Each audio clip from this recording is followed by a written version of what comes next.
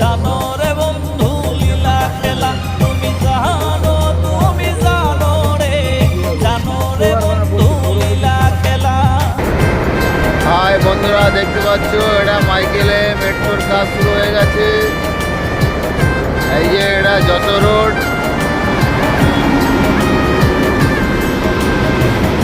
Airport বারাসাতের metro কাজ শুরু। এখানে মাটি লোডিং এর কাজ চলছে, দেখতে পাচ্ছেন সরাসরি।